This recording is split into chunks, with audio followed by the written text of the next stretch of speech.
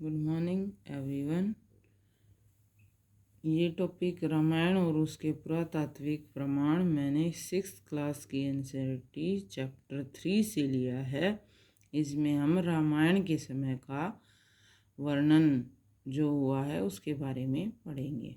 तो इसमें first question मैंने लिखा है, विश्व की उच्च कोटि की रचनाएं कौन कौन सी हैं? तो ये उच्च कोटि की रचनाएं रामायण व महाभारत है। And the next question is, भारतीय विद्वानों ने इन्हें क्या नाम दिया है? तो भारतीय विद्वान इन्हें क्या मानते हैं? कपोल कल्पना, झूठी बातें। लेकिन वैज्ञानिक शोधों से इनकी ऐतिहासिकता सिद्ध हो चुकी है।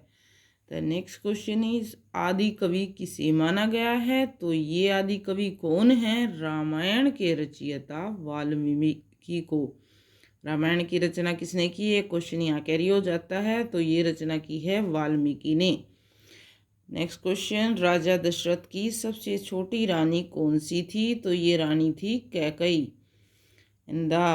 रामायण के मूल रूप में कितने श्लोक, सर्ग व कांड थे? मूल रूप मतलब जब ये रामायण बनी, शुरुआत में जब इसको लिखा गया वाल्मीकि ने, तो उस टाइम पे इसमें कितने श्लोक, सर्ग व कांड थे?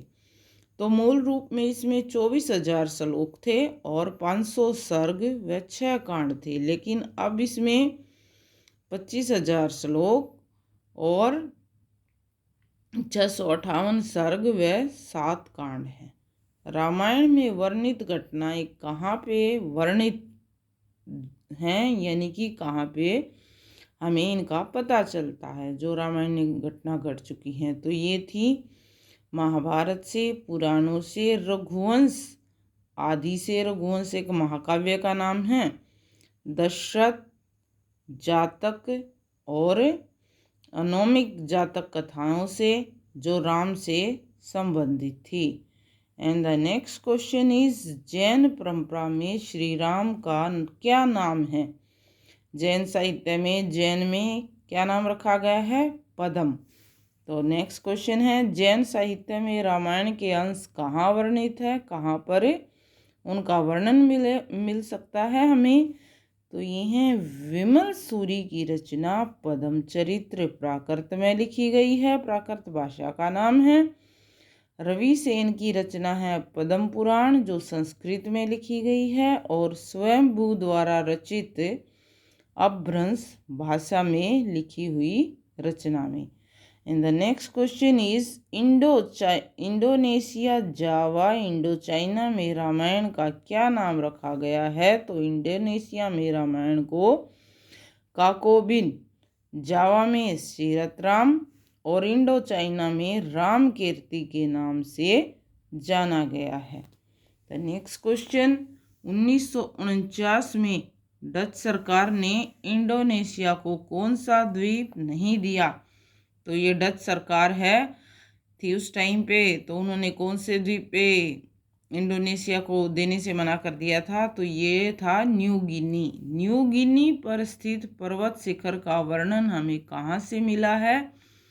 तो न्यू गिनी पे एक पर्वत था, तो ये वर्णन हमें, उस पर्वत का नाम शिशिर पर्वत है। ये रामायण के किष्किंधा कांड से हमें मिलता है। रामायण में जुड़ी हुई मूर्तियाँ कहाँ कहाँ पर मिली हैं? तो ये मिली हैं उत्तर प्रदेश में, बंगाल में, बिहार, उड़ीसा व राजस्थान से। कहाँ से मिली हैं? बंगाल, बिहार, उड़ीसा, राजस्थान और उत्तर प्रदेश से। रामायण से संबंधित मूर्तियाँ हरियाणा में भी इनके कुछ साक्ष्य मिले हैं। तो ये कहाँ पर मिली हैं? तो ये मिली हैं यमुनानगर में, जींद, हिसार, सिरसा, हाट व सुध से। And the next question is, NASA ने भारत और श्रीलंका को जोड़ने वाले पुल को क्या कहा है? वह कितने वर्ष पुराना है? भारत और श्रीलंका के बीच में जो पुल है ना, तो उस पुल का नाम जो रामायण के समय बना था, मानव निर्मित मंदिर बना है, माना है इसे, और राम ने इसे बनाया है। और ये लगभग 7,000 वर्ष पुराना है। कितने साल पुराना है? 7,000 वर्ष पुराना है। राम, सीता और जटायु की मूर्तियां भी मिली हैं पुराने साक्ष्यों में, तो ये हमारे हरियाणा के हिसार जिले से मिली है। And the next question is, किस भाषा में लिखा हुआ राम लिखा हुआ चांदी का सिक्का मिला है? तो कौन सी भाषा थी ये? गुरुमुखी पंजाबी की लिपि है। And the next question is, किस शासक ने राम से संबंधित सोने के सिक्के बनवाए? तो ये इंडिया का शासक था अकबर।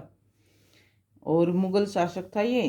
क्या तिब्बत में रामायण के प्रमाण मिले हैं? हाँ, वहाँ भी हमें रामायण के कुछ प्रमाण मिले हैं। नेक्स्ट क्वेश्चन इज, रामायण में वर्णित कौन सा पर्वत स्वर्ग को स्पर्श करता है? तो ये वही पर्वत है जो गिनी द्वीप पर स्थित है, जिसे डच सरकार ने इंडोनेशिया को देने से मना कर दिया था, और ये पर्वत है शिशिर पर्वत। And the next question is, Thailand में राजा को आज भी क्या कहा जाता है?